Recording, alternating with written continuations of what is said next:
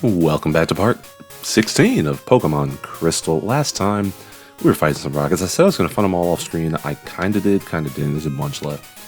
This time we're going to head to the radio tower and fight the rest of those rockets. But I did want to point out, so usually I record this after, work, like real life stuff. So we play in the evening, or it's like just at the tail end of like the daytime of the game.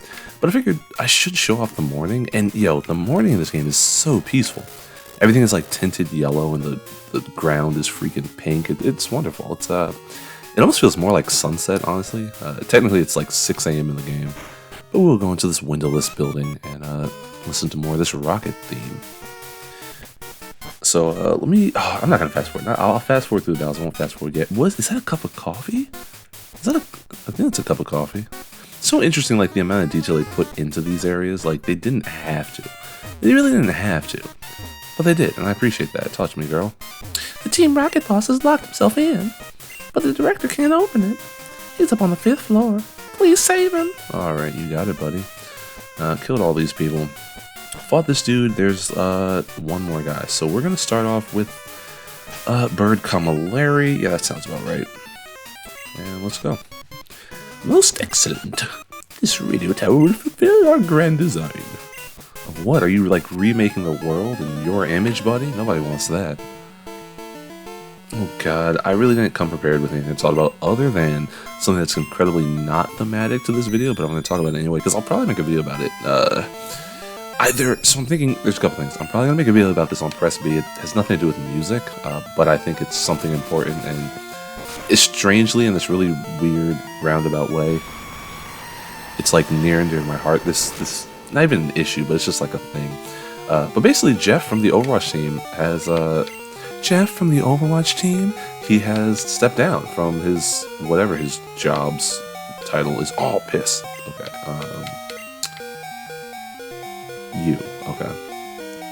He stepped down from whatever his job title is. I don't know what he does, because I don't think he like can code or like game design or anything. He's like basically a verified playtester as far as I understand.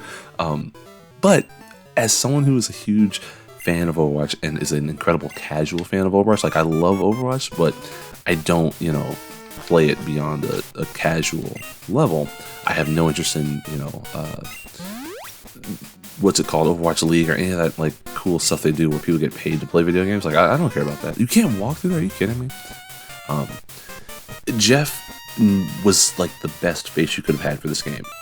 This Overwatch is the kind of game where you basically end up with a hardcore fan base. Like you have your original fan base when the game comes out. Like everyone's like, oh, Overwatch is great. We're all playing Overwatch.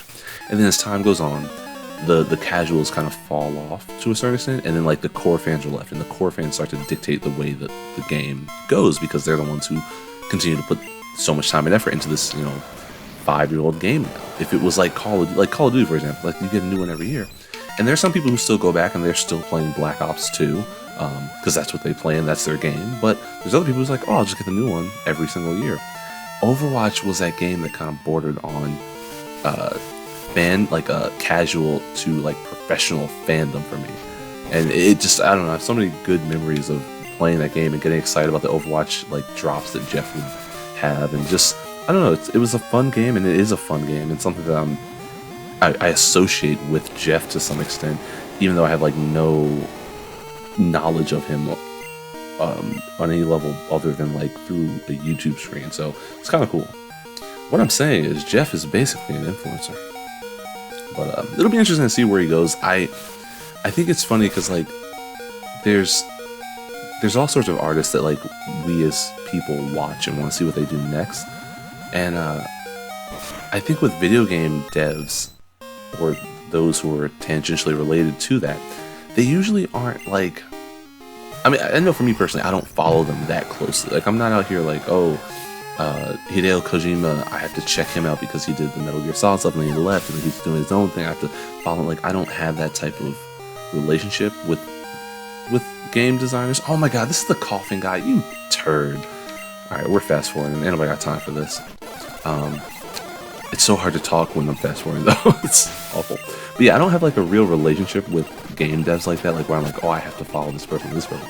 I think at most it would be like if what's his name? Shoji Meguro was like, oh, he's gonna go work for some other studio, or he's gonna produce for some other game, like I would check him out. Or like any of the composers that I really enjoy listening to, like yeah, I'd follow them kind of as like music artists in a way. Like I'm super excited for the new game from that. What's it called? It's like Team Canada. I forget what they're called. OK Games. The people who made Celeste, they're coming up with a new game, an explorational platform, exploration game. I don't know what they called it, but Lena's freaking doing the soundtrack. I love that soundtrack. I'm 100% gonna make a press review video, by the way, about that because I absolutely adore the Celeste soundtrack, and there's something in particular in that soundtrack that most people that I haven't heard anyone really talk about when I like hear people talk about that soundtrack.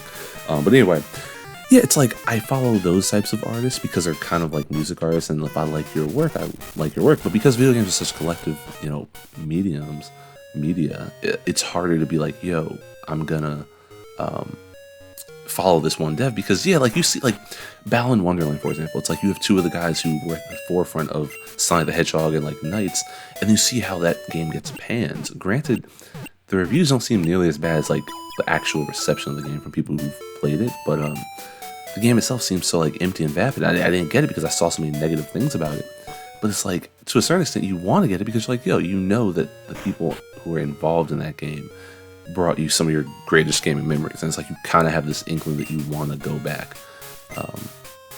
So I don't know, it's interesting. There's so many things in my brain, and like every day, I'm not gonna lie, like I don't mind my job. I actually kind of like the line of work that I'm in, which is kind of funny because I feel like most people on here are like, yo, I'm gonna do YouTube until I can quit my day job. Like I don't really have a problem. I could work. I could in the field that I work in, I could work that for like the rest of my life and not really have a problem with it. Oh wait, he said take the junk.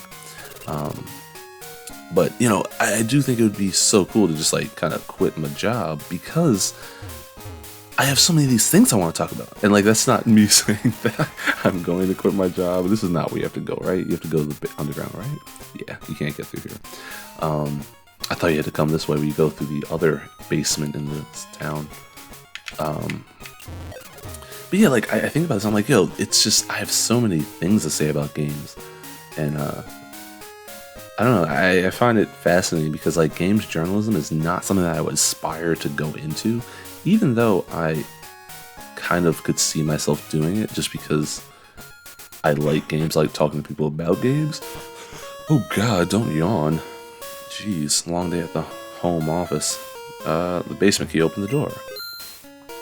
But like I do like the idea of just like exploring games beyond just like gaming. Alrighty, so do we heal? We healed. So Larry Bird is going to kill... Oh, it's you! I forgot. Hold it. I saw you, so I tailed you. I don't need you underfoot while I take care of Team Racket. Wait a second. You beat me before, didn't you? That was just a fluke. But I repay my debts. That's a weird way to end a sentence. But okay. This is what, battle 4 or 5 with rival Narc? He's not even rival, he's just a Narc. Oh god, Gold. I should have led with Hypno. But Larry Bird. Oh no, we're gonna die. Pokemon. I love the fact. So it would be so cool if there was a Pokemon game in which like there were more legendaries that were like just roaming the land, and that like at different points, if you didn't catch them, your rivals caught them. Because I think back to like Pokemon, not Sword Shield. What's the other European one? You know what I'm talking about. The one, not Sword Shield, not Sun Moon, the one before that. X and Y. Where you had like technically 4 rivals. It was like the weird chick with the brown hair, and then it was the other chick, and then it was the dancer dude, Tierno, and then it was the little nerdy guy. It was like that. Yeah. And that's how it was. Or it's like whatever main character you don't pick, and then the other. Selena? I have no idea. But anyway, that game. It's like, what if as you're exploring the world, because you meet up with those people so frequently throughout the game, what if they just like, oh, I caught the Raikou that you didn't catch? And it's just like, oh, junk, now I gotta face Raikou. Because, like, I get, like, if I'm Narc in this situation, if I'm the rival right now, I'm like crapping my pants because I'm like, dude, you just caught a legendary dog that we saw in the basement of a burned tower. Like, how? Why? What's happening here? It's just kind of interesting. I do like the prevalence of these battles, though. I don't really want to use. I guess we'll use ice soda. I like the prevalence of these battles because it's like it's kind of a checkpoint so you know kind of what level you should be. Because I find that the route trainers are always a little bit underpowered because they're trash. They're meat. Oh god, speaking of meat, that reminds me of dog meat. But a friend of mine is playing Fallout 4, and I sent him Cyberpunk. And this has nothing to do with dog meat, but he's playing Fallout 4, and I was like, oh, you like Fallout 4? I bet you'll like Cyberpunk. So I sent him Cyberpunk. I'm interested to see what he says. Because, okay, I've said it once. Go watch my video. Cyberpunk is a mess, was a mess, is still kind of a mess. It's not a terrible game. It fails on the front of everything that, like, it should have been. But game-wise, it's still pretty fun. I'm on my second playthrough, just kind of taking my time with it. I put 5 hours into the main playthrough. I'm like on like another 20 hours on the second playthrough. Like, I don't know why I keep going back to it, but I'm enthralled by that city. And I realized that type of world building is really what I look for in video games. Like, yeah, I like Pokemon, not just because of like the Pokemon aspect of it all, like catching the monsters, which I want to talk about that in a second. But like catching the monsters and like killing the trainers and all that, like that's fine. But like, I really enjoy exploring the cities and like seeing how they capture different, essences of who's Lottie? Oh, that's okay. We're good. I haven't played this game like a week and a half, by the way, but I really enjoy like exploring the cities, and that's something about Cyberpunk where, yeah, Cyberpunk as a whole isn't like, or Night City, I should say, as a whole isn't particularly alive. But seeing how they break up all the different districts, like you have, your Japantown, Kabuki district, you have your desert plains, you have your mega buildings, and like you can kind of explore some of those high-rise apartment complexes. Like it's so cool seeing how like that's a vision of the cities of the future. Like it's just kind of neat to me. So attack. All right. God, this music is particularly bad here. Isn't that what he sounded like back in the day? That's definitely what he sounded like. Oh, I picked her. Oh no, this is good. This is a good pick. This is a good pick. I just hope that Cord doesn't evolve here, because it would be daytime. I can just hold him off and he can evolve at night. But it would suck if I ended up with like Espeon and Drowsy. Like that's such a waste. But what I wanted to talk about, something I thought about. So I was doing some today, and I looked up Scyther for whatever reason. And I was looking at Scyther, and right in Scyther, he's a bug, flying type. He's a praying mantis, and I realized like he's a bipedal Pokemon, right? He's not like a praying mantis that's on the ground, or like a grasshopper. Like he's a bipedal monster, so he's like walking around like a human, right? But he has scythes for hands, hence the name Scyther. He has scythes for hands. How does he live?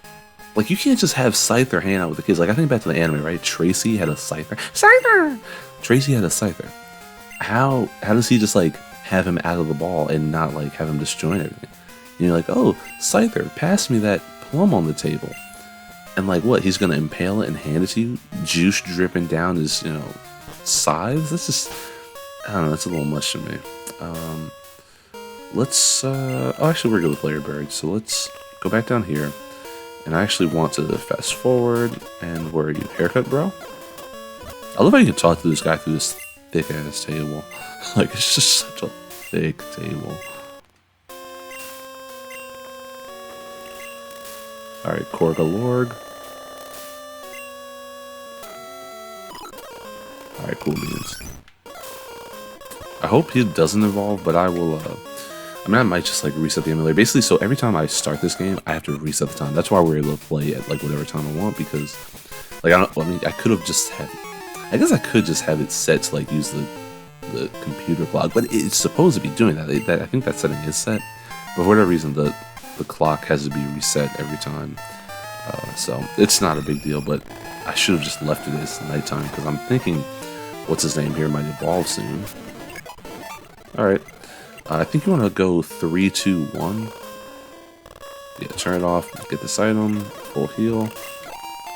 Turn that jump back on. And more fights. Oh, muck. Aw, you lame. Alright, pokes, and let's go. Thunder Cheeks, and dead. We'll go Icer. Gosh, I'm watching Agents of S.H.I.E.L.D. again, and I'm like, I just got through episode, well, season 2, final episode, second, and well, season finale. And in the episode before that, the penultimate episode of that season, shall we say, it's so jank because like the agent Bobby, she's getting her freaking nails driven into her fingertips. I'm like, yo, that junk that's crazy. Like that show is on ABC, and it's like that seems gruesome. That seems like something you shouldn't have happen in a show that's effectively marketed to children because like it's a superhero show, even though it's on like at what 10 p.m. on a Thursday night or whatever it was. All right, just go faster. This is easily the worst part about the game. I think it's funny too because like the burglars here, they don't even have like different pokes. Like they have all the same pokes. Pokes and what level is it? Let's go back with Lottie and level up. And cool. One hit? No. Alright, we're good. Very nice. So I think you want to go 3.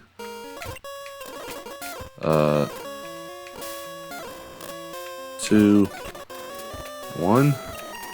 That didn't work. Crap. 2. 3. Oh, this is not working the way I thought. There we go. That's not it. I should probably stop fast forwarding, and that would help me figure it out, but I might have to leave and like reset this jump because I don't know. Oh, because it's not just it's closing the walls too. Alright, I think you want to go 3. Nope, okay. Then we go 2. And then we go 1. There we go. I blocked off that item. I don't know what it is. Maybe I'll come back and get it later. But I don't really care. I just want to kill all these coffins. Coffin! What did Magmar sound like? I have no clue. I feel like he was just like always token up. Like he was just you know 420. Oh, happy 420! If you're so inclined to celebrate. It's this episode won't go up today because I just posted episode 3 of Metal Sonic Rebooted. Which I'm sorry, I kind of raged at the end of that. Like I kind of raged because it's just like yo. It's so frustrating because the game was so good until it wasn't. And it's just like that last level, or that whatever level I got to. The lava, it was just so frustrating. Alright, let's go through here, and you're poisoned. You're poison, lord. Why am I suddenly Scottish? I don't know. Irish? Scottish? Something. Who needs levels? Let's give it to Icer, because Icer is gonna kill these poison types. Watch him have like a Murkrow. Watch him have a Murkrow. Okay. Can't go fast enough. It just can't go fast enough with all this. Like I'm thinking about this, like looking back on it, I'm like, you know, realistically, it might be bad. Like if I'm just out here fast forwarding. Like it might kill the integrity of the playthrough in like hindsight. 20 years from now, when I go back to look at this playthrough, maybe it just this looks awful. But it's like, it's Team Rocket. I'm so sick of it. I'm so done. Not to mention the music isn't particularly interesting here. Poison gas. So we're gonna get rid of. We're gonna get rid of disable. We're gonna get rid of disable. This seems to make sense. Alrighty. More. Wow, you guys just don't quit. And it's all the same poke. Like it's coughing, it's eradicate, it's muck. Like, can you at least give me like a Grimer? Director? Who? What? You came to rescue me? Thank you. The radio tower. What's happening there? Taking over my Team Rocket? Here, take this card key. Brand received. Card key. Brand put the card key in the key pocket. Open the shutter on the 3rd floor. I'm begging you to help. There's no telling what they'll do if they control the transmitter. Yada yada. We're just gonna go and save the radio tower. Yes, just like you said. Open this. What's this? TM35. I think that's flamethrower. I don't know for a fact though, so we're gonna try check, see what's good, what's good. I don't know if Typhlosion learns Flamethrower. I really can tell you. That's Sleep Talk. I knew it wasn't Flamethrower. Flamethrower is definitely like 30, 31. No, Shadow Ball's 30. Flamethrower is like 30 sim. It's something. I don't know what it is. I couldn't tell you. Amulet Horn, heyo. Definitely putting that bad boy on somebody.